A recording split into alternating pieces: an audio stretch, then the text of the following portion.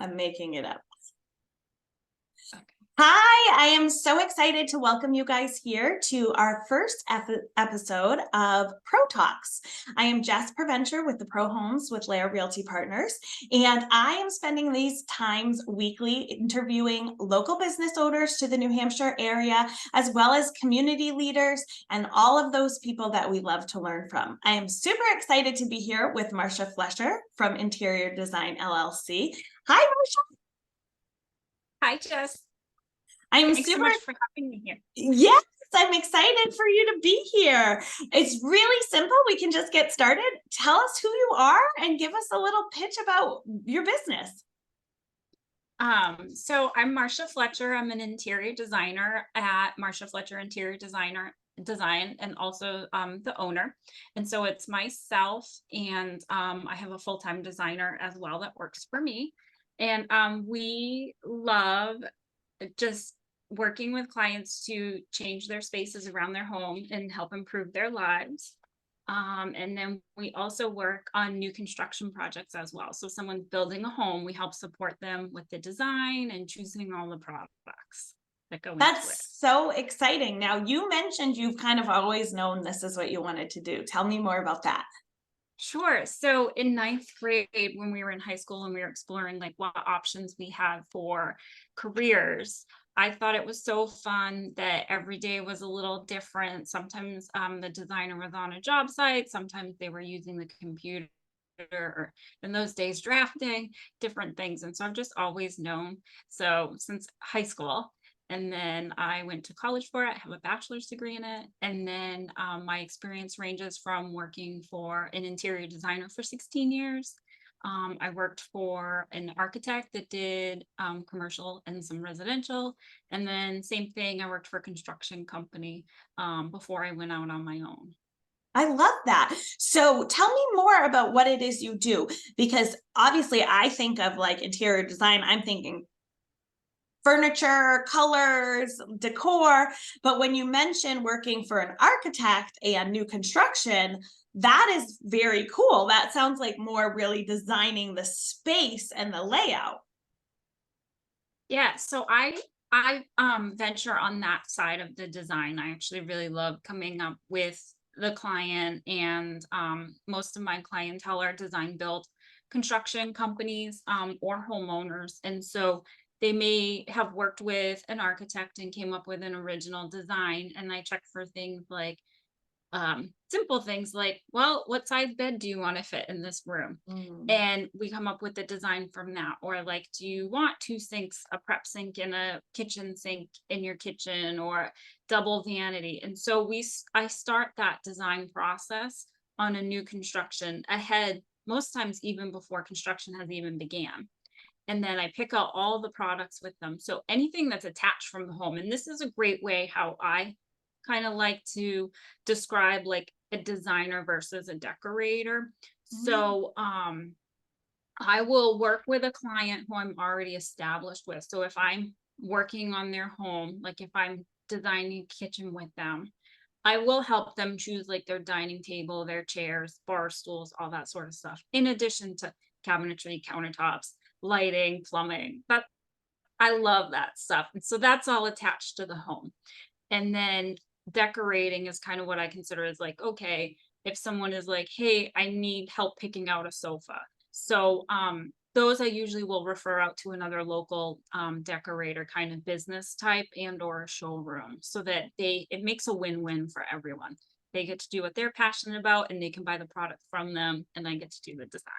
Oh, that is awesome. So you said that most of your designs happen to be like build. So you would come into an existing home as well and help people kind of reimagine the space. And, I know I'm probably talking too much, but I know like for my clients, a lot of them are purchasing older homes, especially those getting into the new first time buyers. And those homes weren't designed really for example, open concept. And I get that question all the time. Well, can I take this wall down or can I take this down? So that would be an ideal customer for you, is someone to refer you to, of like, okay, how do they make this what they want?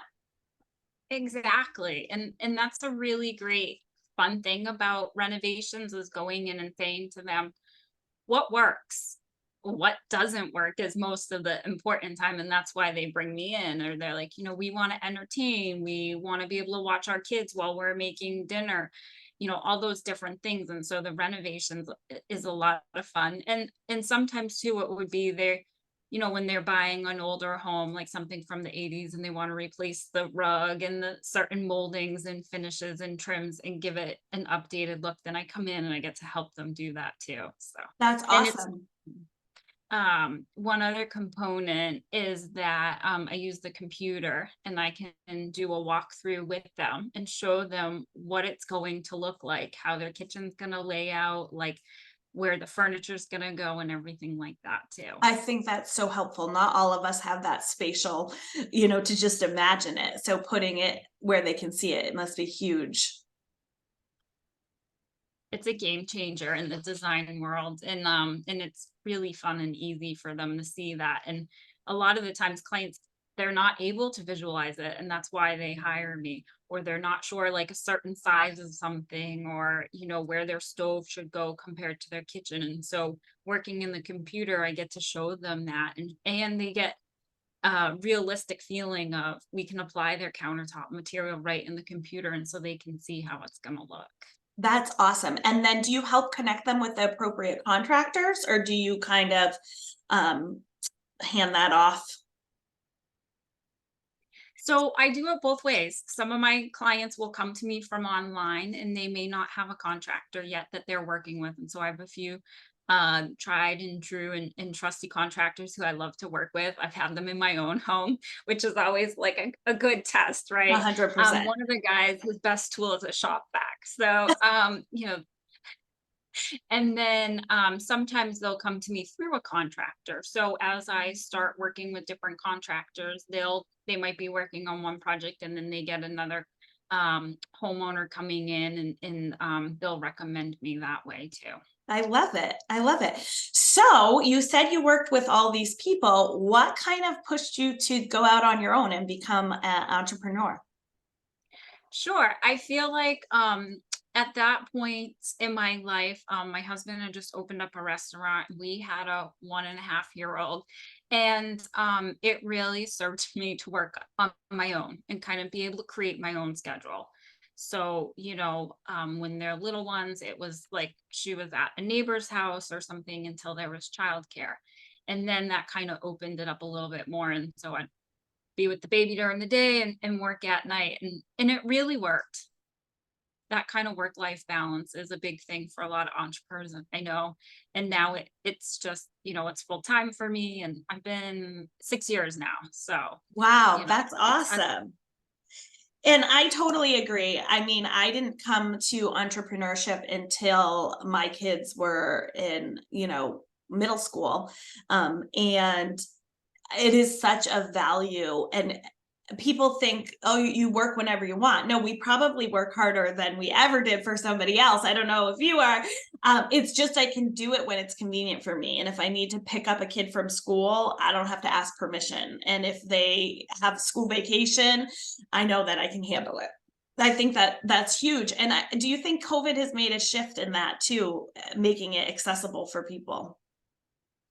I definitely think so. The opportunity of working at home, working from home and being able to access files and information, that infrastructure is now more in place. I mean, look at us even today on Exactly. Zoom, right? So for I feel like for most businesses before COVID, doing the whole virtual, it wasn't always a day-to-day basis. Mhm. And it allowed me to design homes for people in Massachusetts, in New York, and New Jersey, having that virtual ability. So that definitely was a pro from COVID.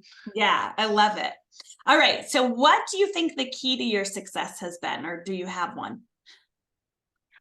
So in the interior design industry and construction, I feel like follow-up is huge, right? So Mhm. if a client has a question on something, then I follow up on it. If they're like, oh, hey, I saw this product, what do you think of it? I follow up on it. And just keeping communication is huge, right? A lot of the times, I tell my clients, hey, you might wake up at like 2 a.m. with a thought and just email it to me. You know, Mhm. my phone's on silent, so I don't get a ding, for any email in the middle of the night. And I'm just like, whenever it's on your mind. And so, they can email 24/7. And, when I get to it and see it in the morning, then I address it. And so that communication is really huge. And being on site with the contractors is another form of communication that makes a big difference. A lot of the times I'll put together this package of, here's a floor plan and here's elevations and here's where the hardware goes and here's the lighting fixture product schedule. So the electrician knows what goes where and at what heights and all these different things. And so when we're on site, we're checking for those things and we're talking about different things and, where exactly is the best spot for it, which way you want the tile to get installed, all those details that, get communicated on paper and then reinforced when we're on site together. I can't agree more. I think it's that communication piece and that availability. And to your point, as COVID has made more people work from home and on these different schedules, the ability to reach out at non-traditional hours. And I do the same thing. Hey, if you have a question, shoot it out. My phone goes on silent from this time to this time, and I will get back to you within 24 hours, 100%. And it also speaks to customer service, right? Because the other thing is, how much is online? Like, I don't know if you've ever tried to call an online company. It's like there's no phone number anywhere. So to get someone to you're like, wait, does someone exist? So I agree. I think that open communication and being available is huge. It's huge. What has been the hardest part about owning your own business? The interesting thing, there's definitely a lot of opportunity around managing the project flow. And Mm, especially in the construction world, for me as an interior designer, is there's this time of year gets really busy, right? So there's people putting houses in the ground right now. There's people who are amping up for renovations that are going to start in January after the holidays. Then mhm. there's spring construction that starts, and then there's summer construction. So throughout that, and then in the summer, there's kind of this little bit of lull, which, to be honest, I love it because I love being outside in the summer. So it works out really great. But there is that sort of like, am I networking enough? Am I making enough connections to know that little bit of dip? I always get a little nervous and then I know it just comes right back up. So Oh, and it's so interesting you say that because real estate is definitely seasonal as well. And they always talk about real estate being kind of like a roller coaster. It's like you're prospecting, you're networking, you're going out there, and then you get all this business and you're so focused on the business, you're not doing those things until you hit a lull. I will say that I would prefer to have my slow time in the summer as well. Our slow time is January and February. I don't want to be outside then. What do you right. think the biggest lesson you've learned in business has been? Mhm. For me, I've learned over the past year in knowing what it is that I really am passionate about and the project types. And for me, so that the biggest lesson that I've learned is saying no. And saying no Mhm. to something means saying yes to something else. And really providing that value in consistency consistency in the communication and the relationship that I have with them.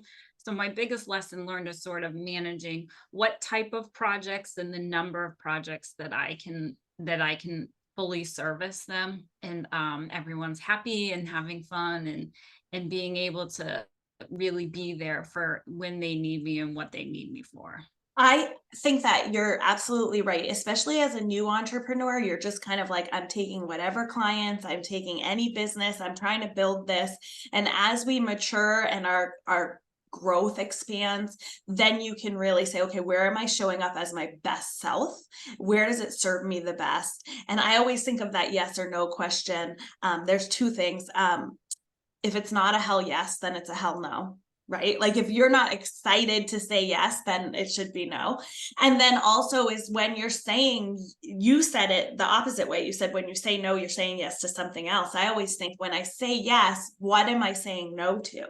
Right? When I say yes to this project that I'm not super excited about, in your case, I don't have projects, but you know, what project am I saying no to because I don't have the bandwidth to do both, right?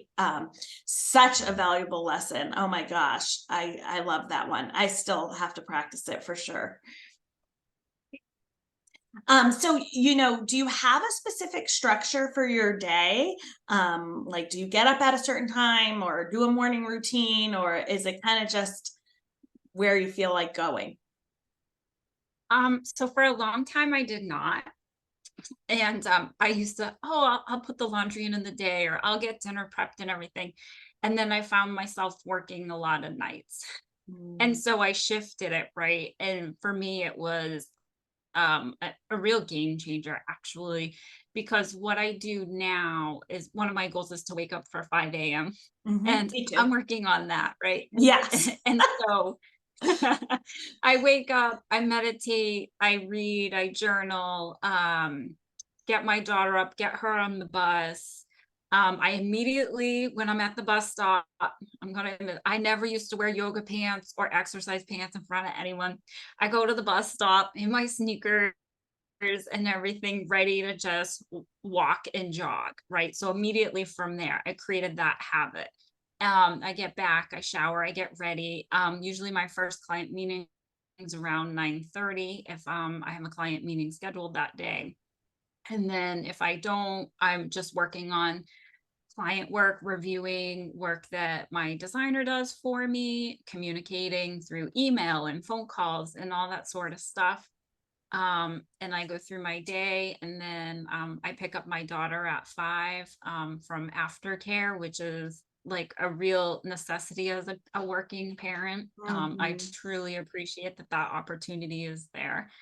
And then I do my evening with her, and then in the evening I'll read, maybe check a couple of emails, go over my goals for the day. I'm learning how to play the guitar. Oh, Um, I love it.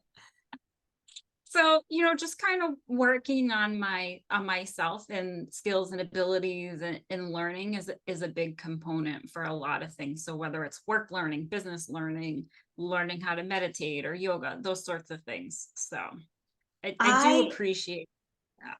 Yeah, I can completely you know, that resonates with me. I always have these big plans, you know, 5 in the morning, the kids leave, go right to the gym, and I find myself on and off of it. But the truth is so much more productive, so much more efficient, so much more centered, really, when I take the time to have you know, a powerful morning routine for sure, for sure. And it's so funny, you see on TikTok, Instagram, you know, every male business entrepreneur. I'm up at 4 a.m. I'm pumping iron. I only eat grass or whatever. Like one thing at a time. um, well, I think that you just kind of answered a little bit too how you juggle work and life, and I think that was super valuable what you shared. You know, when we don't differentiate where we're spending our time, we feel like we're always working, and whether that's at night. So I love that. Do you have any big future plans for the business? What's the next step? Yeah, so it's really exciting.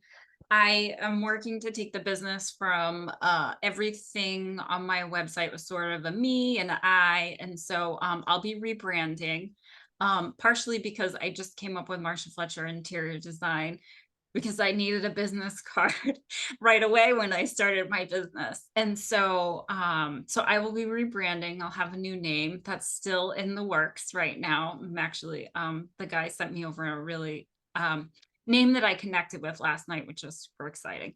So we'll be rebranding, and then through my 23 years of experience, I've gained a lot of lessons learned and knowledge.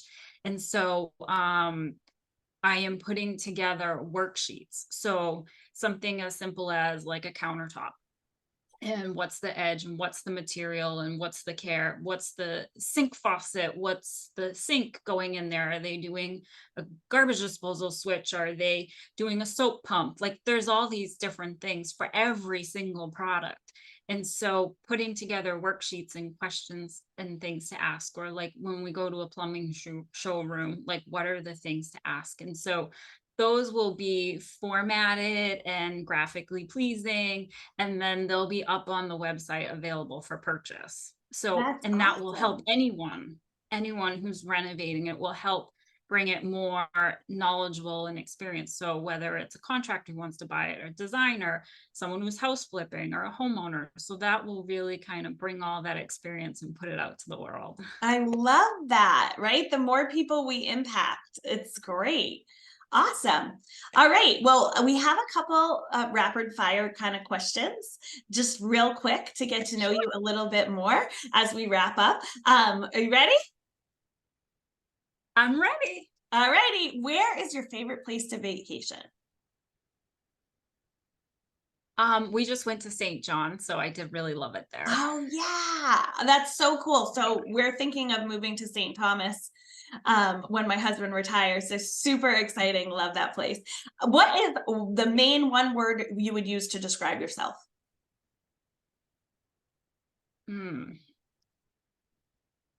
I'm very nurturing, Aw, I love that. very supportive. Yeah. Like it. What is the best piece of advice you ever got and from who? Hmm. There's so much of it. Um, One of the things that I don't necessarily know exactly where I heard it, but the truth is that we all want to be acknowledged, listened to, heard, understood, and to be loved. Yeah. That I really love stuck it. with me, and I don't know exactly where I heard it, but And are you yeah. really loved if you're not heard, right? That's the foundation to be understood, to be seen, right? I love it. All right. How can people get in touch with you and where can we follow along on your journey? Sure. So you can reach me via my email, which is Marcia Fletcher. Um, sorry, it's Marcia at marciafletcher.com. And it's MarciaFletcher.com. And I do have an Instagram and a Facebook.